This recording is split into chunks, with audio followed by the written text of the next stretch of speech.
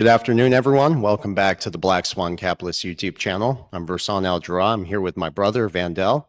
We're honored to have a very special guest with us today, Matthew Piepenburg. Matthew is a renowned financial expert, author, and thought leader in the fields of macroeconomics, precious metals, and alternative investments. Thank you for joining us, Matthew.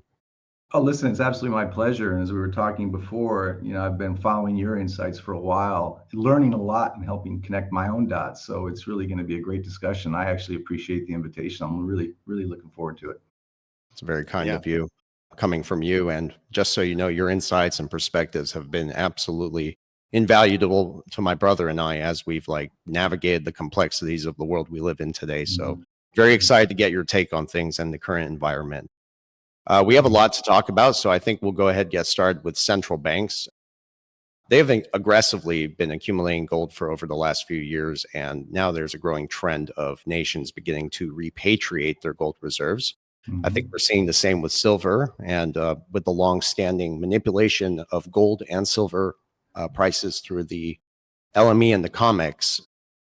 Would you agree that we are on the verge of another Bretton Woods moment, one that is going to trigger a full-on scale reset of the monetary system? I think even the IMF during the COVID hysteria in 2020 came out with this beautiful video that was, all warm and fuzzy and yet full of nonsense. But one of the themes was, we all went through that crisis. We had different views. Mine are pretty extreme, but regardless of the different kind of debates on COVID, it was a crisis and it was an opportunity. And that's kind of what I think nefarious groups like the IMF, the World Bank, and central banks in general, and the Fed in particular, love. And certainly darker motive kind of political unelected officials love to use crisis, manufacture crisis as an opportunity, whether it's coincidental or intentional. And during the COVID crisis, the IMF had this wonderful video with Georgina on there saying, look, and even, of course, the great Klaus Schwab during the WEF saying this is the crisis of a generation. No, it really wasn't. Even if you look at just the math, despite the horrible nature of people who suffered from it, the math just didn't compare. But they were comparing in 2020 COVID to World War II. And I've said this many times. I'm an American with a German father, French family, live in Europe, spent half my life in two different continents, but anyone in Europe knows with the 85 million killed during World War II, the destruction of most of its cities, the occupation of my home, where I live now, by the Germans, and the slaughters in the villages and the graveyards filled. You cannot even compare the crisis of World War II to COVID. And yet what they were trying to say is, look, we have a debt crisis now because of COVID, effectively. Well, the debt crisis was there long before COVID. And what we need to do now is think about a Bretton Woods 2.0. This was in 2020. This is a classic, you can call it PSYOP, dark state, or coincidence. This is a classic method of telegraphing years in advance what you're going to do, blaming it on some extraneous event that's not your fault, and then using that as a pretext for more centralization, because centralization always follows desperation. When, as Hemingway said, when you get into a debt corner, nations do two things. They debase their currency, they go to war, and they centralize. Three things, really. It's all tied together. I thought that was extraordinary hubris and dishonesty, even in the midst of the crisis of COVID, whatever you think of it, to compare that to World War II. But what they were doing was trying to create such a non-blame disaster. It wasn't our fault in these banks. It was this disease, this virus. And now we have to roll up our sleeves and do something serious. And we're probably going to have to do some type of debt reset. We're probably going to have to introduce central bank digital currency. It's going to be fast. It's going to be efficient. It's going to be supported by central banks. There'll be no bank run worries. You'll have full faith and confidence in your currency, all the warm and fuzzies, and left out all the negatives. And so I do think that telegraphing back in 2020 is very much a train that's inevitably heading in our direction in different forms and permutations and evolutions. And I think the writing was on the wall even before that. I think before we get to the moment where we blame it, the next Bretton Woods event on a war or a virus or a political event or some other crisis, we'll probably still do desperate measures of rate cutting, balance sheet expansion at central banks, monetary dilution, debasement, financial repression by misreporting actual inflation, which we all know is much higher than the CPI scale, probably closer to 13-14%, run negative real rates, throw in some capital controls, some yield curve control. And when that stops working, finally we'll throw in the towel and try to have some type of reshuffling of the deck chairs, some type of debt restructuring. I don't know how that's going to be globally cooperative in 2027, 28, 29, given the division of the world now and the post-weaponization of the US dollar, the rise of the BRICS, the rise of distrust for the US and the West, internally and externally. So it's a long answer, but yes, I think central bank digital currency and some type of reset is on its way. I can't predict when. I think before that time, they're going to continue to use their old tricks. We've expanded the money supply by 7x in 20 years. That's just adding water to the wine of our currency, diluting it, inflating away our debt. It's the oldest trick in the book for trying to inflate away debt. And war is another way to distract the people and explain the emergency measures. I mean, our debt to GDP now in the US, home of the world reserve currency, is at levels where we were in World War II. So where's the war? Where's the crisis? The crisis is a debt crisis, and the crisis is a spending crisis. The crisis is a political crisis, but it's nothing close to World War II, but yet we're running deficits like we were during the great, the most cataclysmic event of human lifetime. And so that just tells you how bad the debt levels are and how high the desperation levels are. And, I want to I just wrote an article on U.S. Constitution as a lawyer, and I know all the lawyer jokes, so I'll just say it. But I went to a decent law school. I spent 3 years studying the Constitution, not just the 1L course. And I was thinking about this, not to get into the weeds of constitutional law, as all kinds of debatable, bendable concepts in the U.S. Constitution. One thing that's not debatable about our founding fathers, all flawed men, by the way, dead white men, many of whom owned slaves. We're not trying to just say unilaterally they were all, but they weren't stupid. There's one thing they weren't. And one thing that was not debatable about the U.S. Constitution was it was designed with one premise in mind. The founding fathers feared predatory governments, and they didn't trust human nature, and they didn't trust government. So they created this Constitution and the checks and balances within it to protect the governed from the governing. And this was in 1789, after the Declaration of Independence.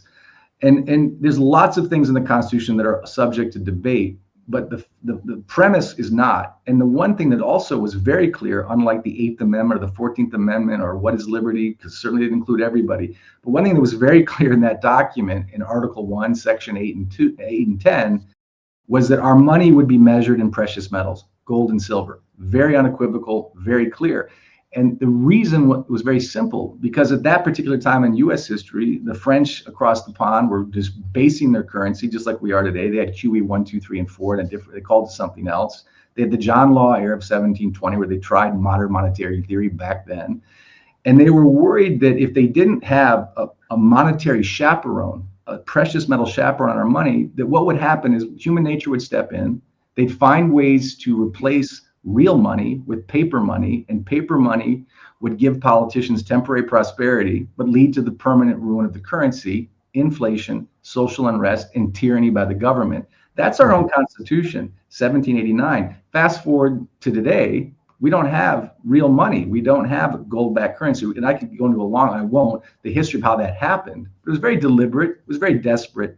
And now what was warned in 1789 is happening in 2025. We have more tyranny. We have more centralization. We have less civil liberties. We don't have sound money. We have social discord and unrest domestically and internationally because everyone's broke. Everyone's suffering from the invisible tax of inflation. Their purchasing power just isn't what it was. And look at, again, 1971, when we went off the gold standard officially, when Nixon welched on Bretton Woods from 44, a 400 ounce, I think, what was it? A 400 ounce bar was 17,000, 1971 of gold. Today it's over 1.14 million. It's not that gold did anything but sit there, but it held its purchasing power while the US dollar, that paper beast from Jekyll Island and then some, as warned by our founding fathers, just got more and more debased and diluted. That dilution in the span of my lifetime, unless you're very well prepared or very wealthy, that hurts. That kills your purchasing power. And that is a source of social distrust. The best thing a government can do at that point is come up with excuses, lies, and desperate measures. And there's a long and distinguished list of those in the last 30 to 40 years, and certainly the last 3 to 4 months or the last 3 to 4 years. So it's all connected, but we got very far from the plow of our fundamental principle. You think sound money is an academic term. No, it's connected to everything in society, in the courts, in your living room. and certainly in the despair felt particularly by the middle class today, which I think is the greatest crime of all. I mean, our business is an exceptionally strong business. It's designed for high net worth individuals. It has high minimums. We saw the writing on the wall. Egon saw the writing on the wall decades ago. We store physical gold. We save in gold and spend in fiat. We saw this. But even though not everyone listening can become a client of Von Greyer's, I speak to the middle class as much as I speak to the high net worths, because we're all in it together. But the ones who are suffering the most are the ones that are misinformed, or who still trust their dollar and their 401k, and they still measure their wealth in this beautiful ice cube called the US dollar. And it's actually quite sad. Yeah. If I can add something real quick to that, it's just gold and silver repatriation. That's a clear sign that central banks and even governments, they're realizing the diminishing value of fiat currencies. And what's interesting, if you go back in history, 1971, what did they really do when they took the dollar off the gold standard? It was not just to siphon wealth and create this wealth gap, but it was to give complete control to central banks so they can build the military industrial complex to protect that very mechanism.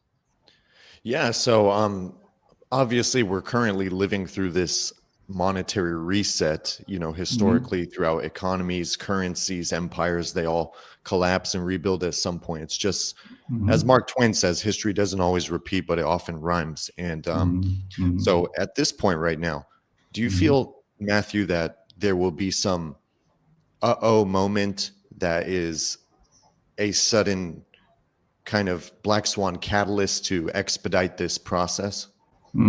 There's been, it's a very important point, and it's all kind of playing out right in front of us. It's not even projected; it's in real time. In a sense, we've had a lot of moments, and now they're culminating to this watershed events that make the headlines every day. I mean, you could say the moment was when this unimmaculately conceived Fed in 1913 from Jekyll Island became law on December 23rd, 1913. You could call the welching of the gold standard in 1971 as another moment. You could certainly call letting China and the World Trade Organization saying they're going to buy all our widgets when in fact, they make all our widgets and we outsource labor. That was an moment. 2008 was an moment. Weaponizing the world reserve currency in 2022 was an moment. The bond crisis, which became a banking crisis in 2023, was an moment. And most recently, right now, as we're sitting here, what's happening in the COMEX, which is intentionally complex and meant to be misunderstood, like derivatives and just like Tether and Bitcoin and XRP and Ripple and all those things that you guys know so fluently, is meant to be complicated. So you can't fully understand it without looking under the hood carefully.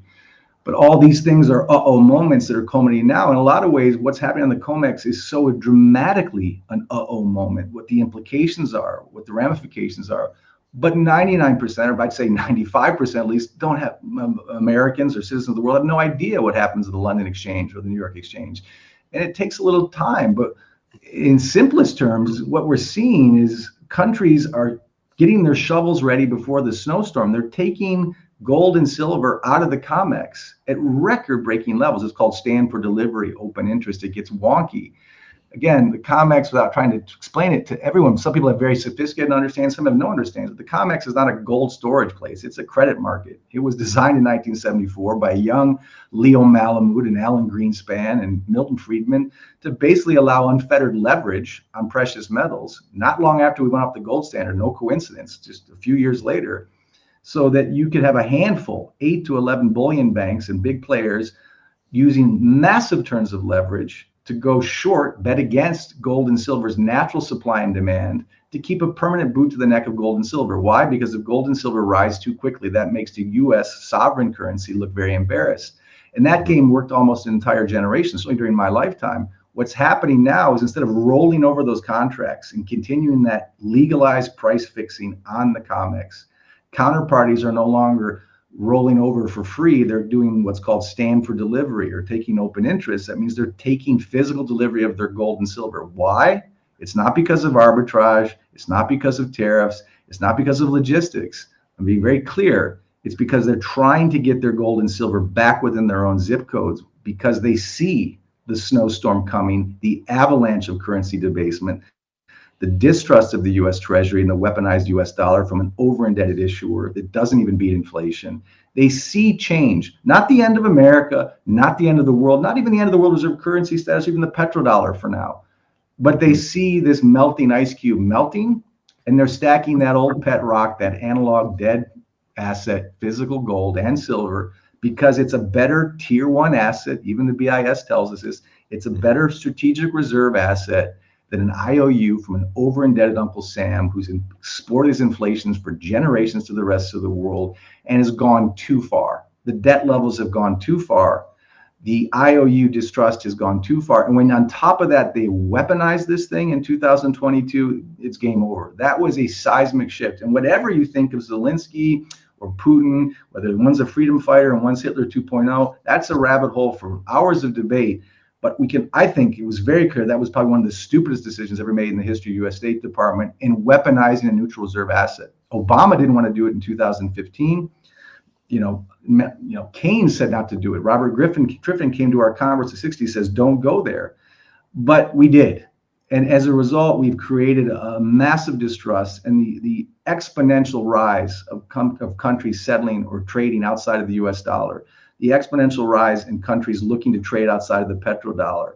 What's happening, and we can get into the weeds on, is a clear sign of distrust and a clear sign that the world is changing from a monopolar US Fed dollar-led economy, global economy, to a multipolar and in many ways multi-dysfunctional new disorder. But it's changing. It's changing. And so the next 10 years will not be at all like the last 10 years. It's already the last 10 minutes are different than the next 10 minutes. It's happening so quickly. So, Vandal, to your question, the uh-oh moments are here. The uh-oh moment is what Schumpeter and von Mises and Thomas Jefferson and David Hume warned about in the 18th century. You can't solve a debt crisis with more debt without debasing the currency to do it, to monetize that debt. And that affects everyone. It's been slowly poisoning the middle class and the man on the street. It's been slowly stealing from them, death by 1,000 cuts, because the compounding effect of inflation is debilitating.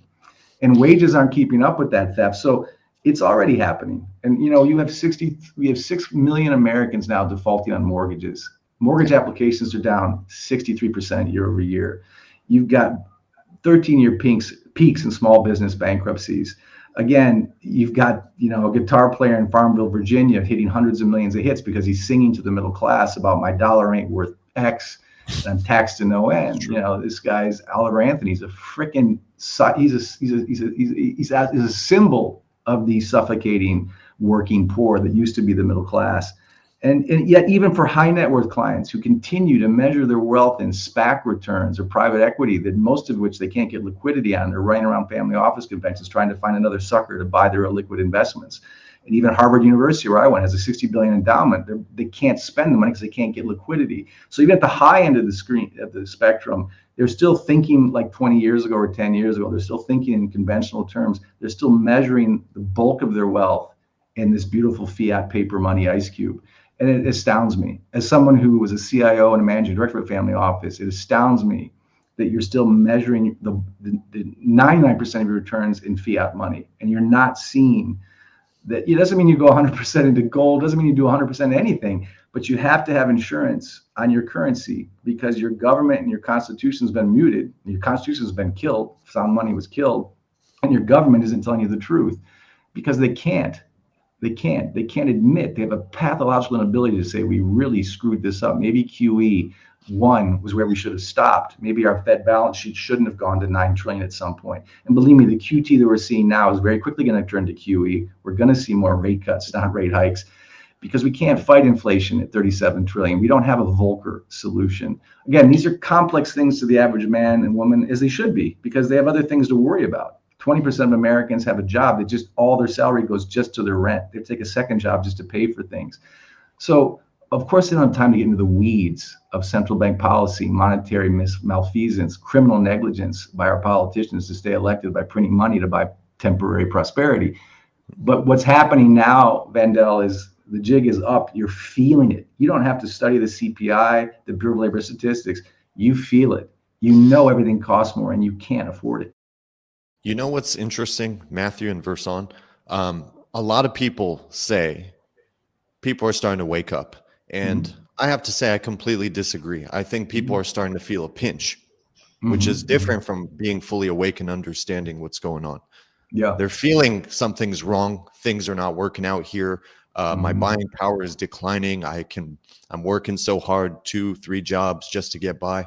So people are feeling something's wrong, but I really feel like there's a huge misconception there, and people really don't see the bigger picture where this is going, because as you said, there's been those moments, and it's cuts by 1,000 times, and it's leading up to continued credit creation, debt expansion. That means more currency debasement, more people are going to get hurt and suffer, and of course the wealth gap is going to continue to increase. You're going to have more poor, and the people that own assets will kind of get ahead of that currency debasement.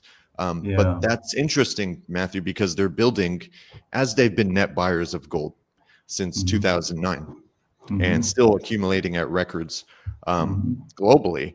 They're still simultaneously building this framework and infrastructure for blockchain technology, central bank digital currencies, and rebranding it to stable coins and all this stuff going on. Do you think this is as in preparation for the high unemployment that's going to come with all these technological convergences in the future? Yeah, I mean, these are really preparing? You've made so many good points there, and I want to address them. The first point, you're right. A lot of ways they don't necessarily feel more informed; they feel more pinched. And as we talked about before this interview, it's kind of sad because I think the vast bulk of Americans or citizens of the world are good people. They don't pathologically come up with excuses and dishonesty and misinformation. They trust their governments. They trust what the mainstream legacy media, at least for a generation ago, and certainly up until now, was sacrosanct to them. And they just assume that someone's taking care of me and someone must know more than me. And they're being humble and trusting. And that humility and trust has been abused over and over again. That's the first thing. I think you make a very good point. I think you're right. They feel it.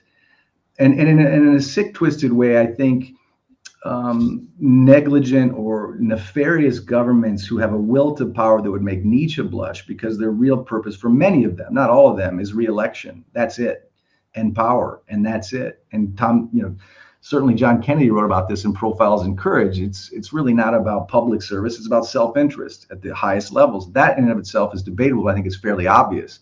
And so to your point, many people don't see that. They just trust. And that's actually sad. That's being taken advantage of. And then the classic idea of divide and conquer. You can separate society on immigration issues, transgender issues, sexual issues, race issues, religion issues. Just split us apart in every possible way. I've never seen so much discord, disunited on just about any issue you can come up with, from Instagram to Facebook to what's happening to the Zerrissenheit, as Wittgenstein would say, in our culture. So I think that's a very, very good point. And I think you're clear. In terms of, the central banks, even the BIS, the writing's been on the wall. By the way, since we weaponized the world reserve currency in 2022, which was a disaster, central banks were buying about 118 tons of gold. Now it's 290. That's no coincidence. They lost trust, and they see the writing, as we talked about at the very beginning.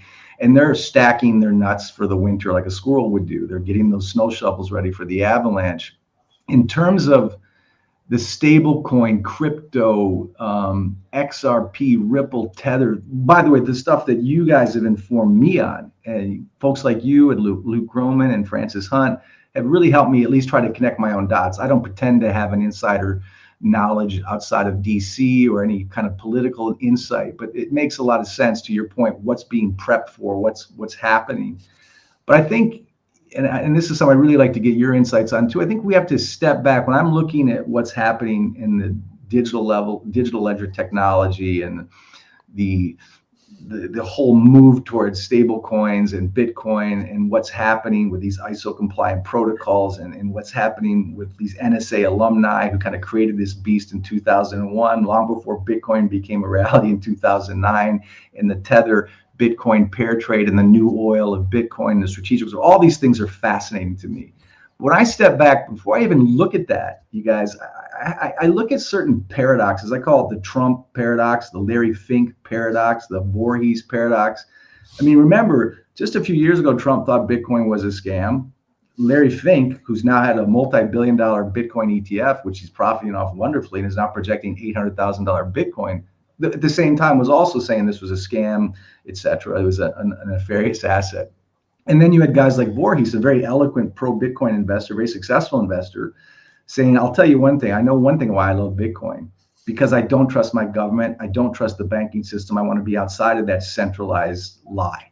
And yet I can't think of anything more centralized, more political, and more headline making right now than crypto in general, meme coins and Bitcoin in particular. And so that to me is a paradox that I still haven't gotten a good answer on until I try to connect my own dots, rightly or wrongly. The other big paradox is that the Constitution paradox. Fine, we saw how gold was destroyed from the Constitution, neutered, destroyed, killed, murdered. But at least the Constitution still has a vestige in some sovereign currency, a greenback, a paper currency. So when I hear guys like James Lavish say that Bitcoin is nation state resistant, it's actually nation state offensive, because every politician, judge, congressman, senator, president who comes into political office has to put their hand on the Bible and pledge allegiance to the U.S. Constitution. And the U.S. Constitution at least has an interest in a sovereign currency. It's no longer gold backed, but it's still a sovereign currency. But the very premise of Bitcoin, its very fundamental notion, is an anti-fiat, anti-sovereign currency, a maverick outside the system currency. How on earth did that become part of the Loomis bill or a strategic reserve or an executive order? Again, I have my theories, but it's certainly, before we even get into this, it certainly looks and smells a lot like, to me, nothing makes sense. And so when you get back from that 30,000 foot paradox and the tokenization, the digitalization of all things, which you guys have done such a masterful job of explaining to me and many others, you go from the tokenization and the digitalization of all things, which we can get into the weeds on, to really what is centralization to me. It's really a programmable, trackable, seizable new technology masquerading as something efficient, wonderful, magical, and safe. And again, and you guys can chime in, because I know such a superficial grid you, but I look at the Bitcoin Tether, CBDC wolf in sheep's clothing, because really Tether is just it's just CBDC not from the two-tier banking system, but it's still very much tied to the U.S. Treasuries.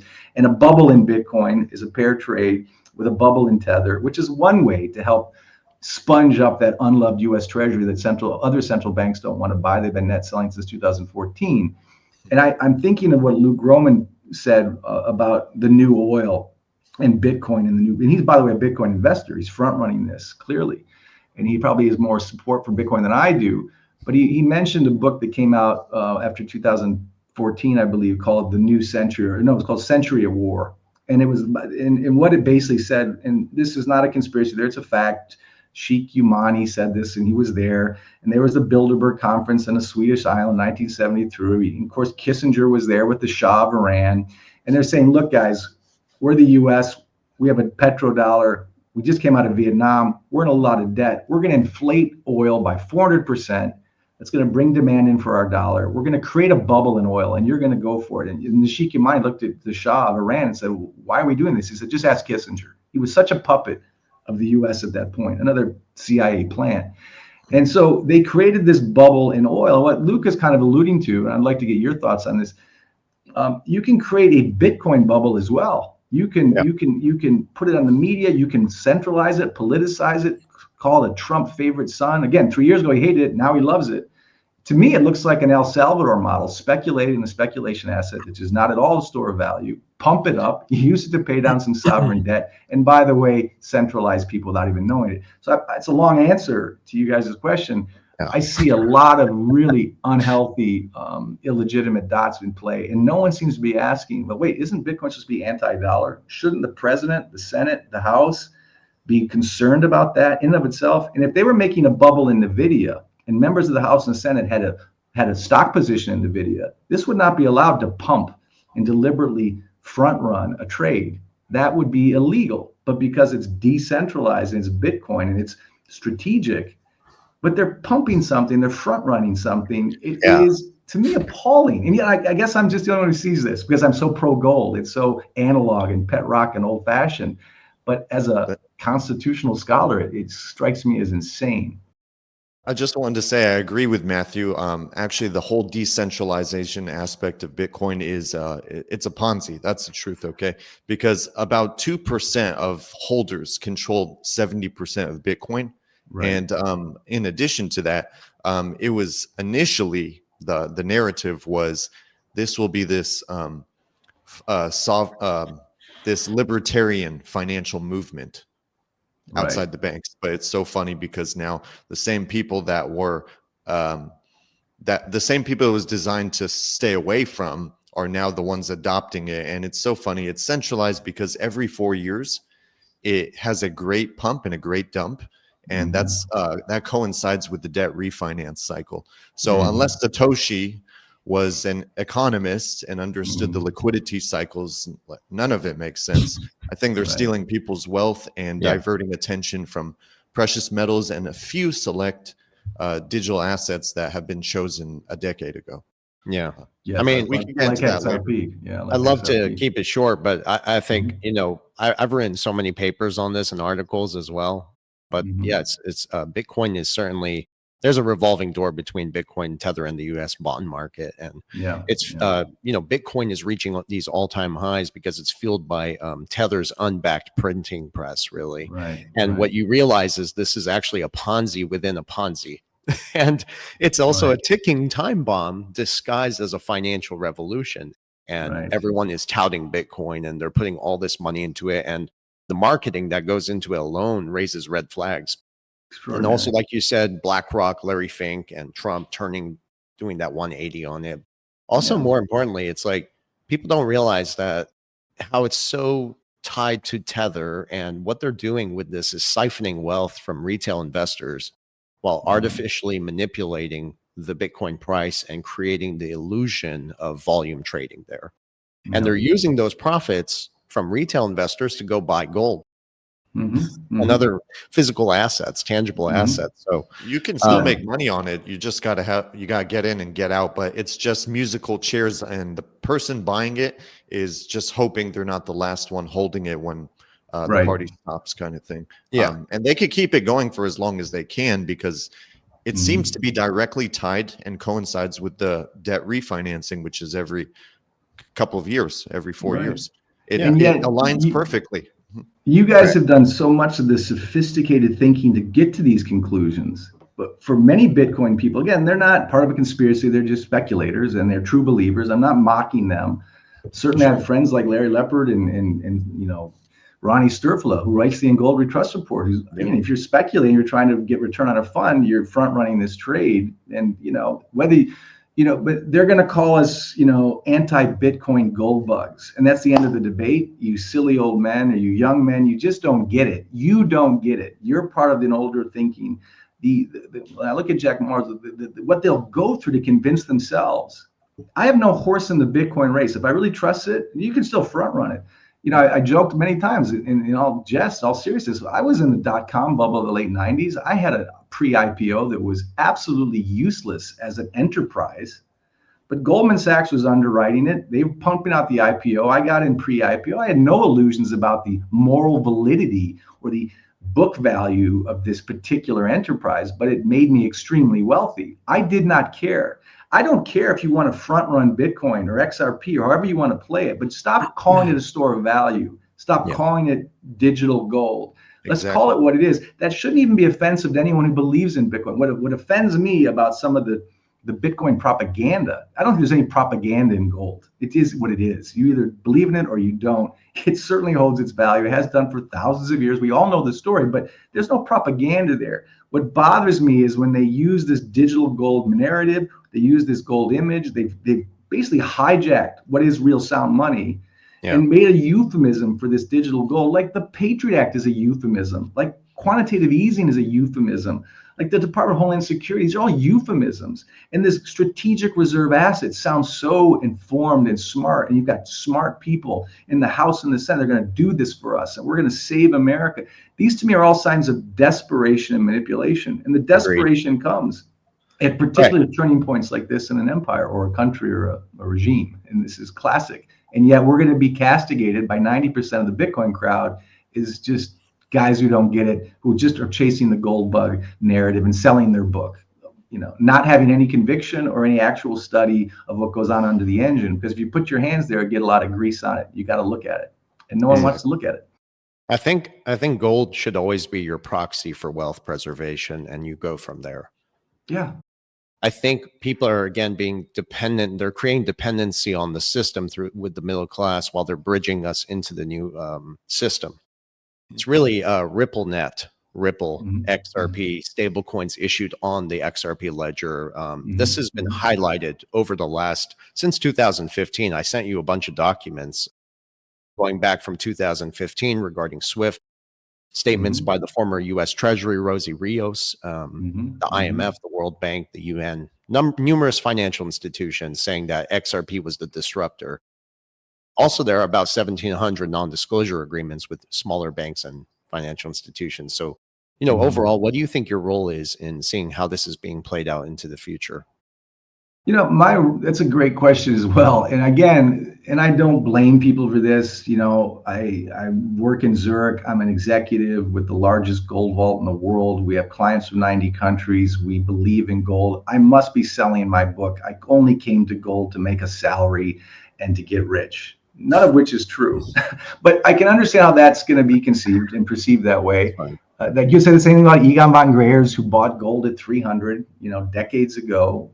He has a funny story about giving a toast at his daughter's wedding in 2000. I think it was 2001 in May, and asking everyone to buy gold, and nobody did. He wasn't trying to sell the business or get a commission. He was really high conviction belief that gold will certainly not make you rich, although going from 300 to 3,100 certainly doesn't hurt, when you buy early. It's certainly got the optionality and the price moves, but certainly gold can keep you from getting poorer. It's a stay wealthy as opposed to get wealthy investment. Yeah. And again, I had the high class problem as a young .com punk who got lucky on a pre-IPO to have the high class problem. How do I preserve what I won in this lottery in the NASDAQ? I had to think about wealth preservation. Even for the high net worth category, you still have the burden of the high class burden of protecting the wealth that you've either earned or won or gained or inherited. And yet no one wants to think about gold. Or if you're selling this idea or pushing this conviction, no, you're just selling me your business out of Zurich. No, we're not. We actually believe this. Egon started our company for his own wealth and a few friends, and other people just wanted in. And it's a great problem to have, where you have a solution that critical thinking people are slowly starting to figure out. Again, my point is, what's sad is the middle class or the uninformed are being pushed into this fantasy that you guys have been explaining. And again, this point that I think you made, Vandell, too, when there's a small percentage of whales in the Bitcoin space who have such a huge bulk of this position, who've been eerily static, not buying or selling for years. I've never seen any investment where anyone had the courage to stomach that kind of volatility, that type of standard deviation, without a buy or sell somewhere.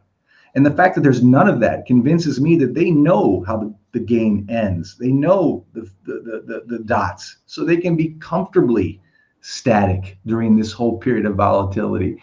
And, again, I think what I'm trying to do with gold, and it doesn't mean to love gold, you have to hate Bitcoin, but please don't compare the two, and please understand both, and then make your own decision.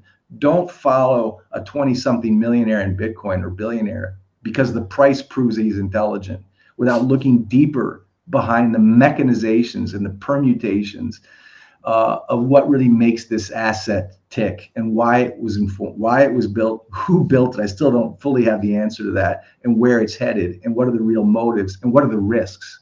When I was a family office managing director, and before that a CIO for a single family office, I looked at hundreds of hedge funds, hundreds every year. I had to do the research on it. I had a team of 8 analysts. But what I always looked at before you even get into the weeds of the operations or the due diligence is, what's the annualized return of the investment, or the PM, the portfolio manager?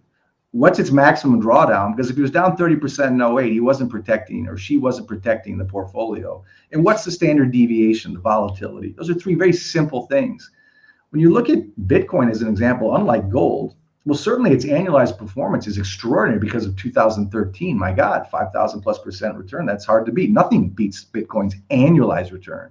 But when you look at its maximum drawdowns of 80%, more than once, twice, or three times, and you look at its standard deviation, that is not a store of value, not even a medium exchange or a unit of account. But are you kidding me? That is the speculation asset of a generation. And with that speculation comes tremendous risk. But what the defenders, rightfully, wrongfully, with conviction or with some other motives, will say is, we're just consolidating. We're just, it's Metcalfe's law. This is going to, it's like the trains and it's like the automobiles. Eventually it'll just be one or two and it'll solve all these problems. And my role, to your question with gold, is not to say, well, that's absolutely wrong. My role is to say I question that heavily. I'm very concerned. If I'm going to go there, I'm going to know it's a speculation. I'm going to be willing to lose it all. But more importantly, if I'm going to speculate, fine, I'm a big boy, big girl, you decide. But don't think it's a store of value. Don't think it's digital gold. And I spend my time explaining what gold really is.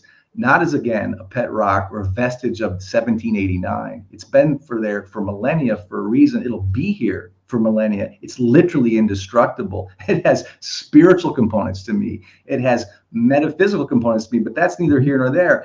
There is a reason why when everything goes to hell, gold always emerges. And what's actually very sad, and Egon and I talk about this a lot, be careful when gold goes too high. It's actually a very bad thing for the rest of the world. We don't need more gold price appreciation. We're just insuring our money in gold for years. But now gold is spiking beyond the control of the COMEX, beyond the control of the Fed, beyond the control of the Treasury auctions, because things are so bad.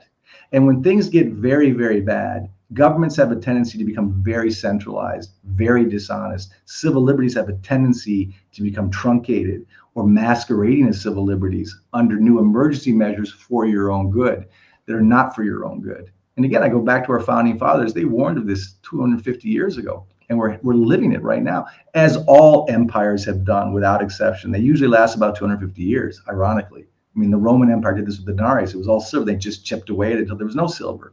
In the Ming Dynasty, the French in the 1780s, I mean, John Law, this is nothing new.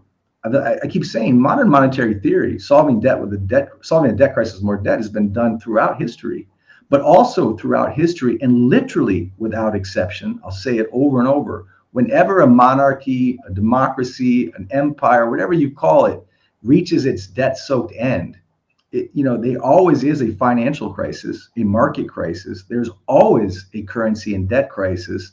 It is always inflationary. And then you have social unrest from inflation. And then you always have centralized control from the extreme left or right throughout history, without ohne Ausnahme, as we say in Germany, without exception.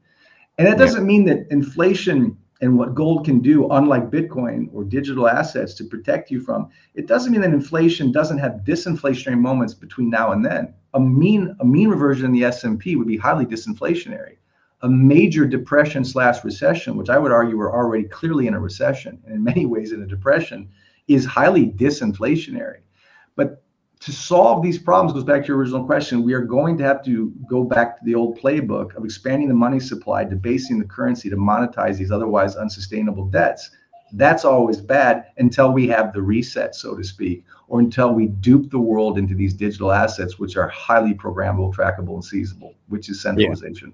Well, I mean, there's a reason central banks are also buying gold. But remember, as we go digital, gold in a digital world is not going to just function the way it is. And that's why I think the World Gold Council has openly spoke about this. And this is exactly what stable coins are all about. I've been writing about this for years, but stable coins, it enables you to peg a physical asset to it. And in some way, form, or fashion, what digital asset is going to actually move that value amongst central banks, financial institutions at the highest levels of finance, right? And that's where we always come back to XRP. It's not that we're influencers or we're trying to promote it. It's just we've been researching this stuff at all the way back to 2019, and we found these documents which were talking about stable coins, and then you align that with the Basel III requirements for central banks to have the gold reserves. And there's a connection there, certainly, to where the digital landscape is going to have some relation to gold. And we have a document from the IMF Trust Bridges talks about a two-tier system. When you start to think about this two-tier system, also touted by Augustine Carstens from the BIS, this two-tier system almost sounds like One that is central bank digital currencies, UBI, you can call them whatever you'd like. Yeah. And the other one is backed by hard assets, or Yeah. not backed, but pegged to in some way, form, or fashion. And that's why I always tie us back into like XRP and its role. Well, is XRP the chosen one in your mind by these Yes. powers that be? It clearly we looks believe that way. we believe XRP is the chosen one, as in that is the digital asset they are going to be using. A lot of these currencies, including the dollar, they're not going to collapse. They're not going to go away. But as you can see, they're evolving in a sense. It's going to get to a point where it's not the hegemony reserve asset. We're going to have a substitute. That's your Bretton Woods moment. That's your one world currency, whatever you'd like to call it. But the dollar is going to eventually evolve into a regional global currency, almost like any other currency. And you're going to have a neutral, sovereign, bridge reserve asset. And that's where we believe XRP, in a sense, not the traditional sense, is a form of digital gold, but it's not gold. Yeah, this is something, Francis. I mean, by the way, these are all very important points. And again, going back to what I was writing about in 2020 on what the IMF was projecting for this new Bretton Woods moment and this new CBDC rollout. But they even said in 2020, for this central bank digital currency to have any credibility, it still has to be pegged, not redeemable, but pegged to a real asset, i.e. gold, because otherwise it's just another fiat digital currency. And so they had to have this gold component. But you make a good distinction too, unless, and this is what Francis kept pounding his fist on in South Africa, unless that gold is redeemable, it's not really gold. Again, this goes back to why, whether you're stacking coins in Milwaukee or storing it at Von Greyer's in a Swiss vault, you got to have the actual physical asset. That is key to us. You mean convertibility? Yeah, convertibility, redeemability. This has to, and by the way, that's why people are counterparties are pulling their money out of the COMEX, because they want the actual gold where they can convert it. That's why, you know, de Gaulle came into New York in the 70s and the Germans pulled their gold out too. They don't trust each other. They don't trust us. They just trust their gold. Even the BRICS nations don't see eye to eye in everything. They don't trust each other in everything, but they trust gold to net settle their trades. So again, as we go into the digital, inevitable digital new normal that's coming, your points are extremely important. But again, my fear is, unless people take the time to do what you've done and look at these reports and look at these connections and see how this is very strategic, very pre-programmed in my view, and very sequenced from 2001 beyond by a very unique type of members and very unique type of population and the NSA, et cetera, you'll just think of this as too complicated or too kooky, when in fact it makes perfect sense. And again, and in terms of front running a trade, again, I'm not speculating anymore. I have the high class luxury of just trying to protect what I have. But what does that mean for XRP? What does that really mean for its price? What does that mean for Ripple? What is that? Because of the interoperability you guys have talked about so eloquently, and about that ISO 20022 compliant blockchain technology, which is the toll booth to everything digital and tokenizable, good, bad, and ugly. To me, tokenization is just like asset-backed securities of the last crisis. You can tokenize just about anything. Cross-border transactions, meme coins, SWIFT payments, whatever, interbank payments. You can also tokenize a bunch of crap, like CDOs and other things that were the weapons of mass destruction in 2000.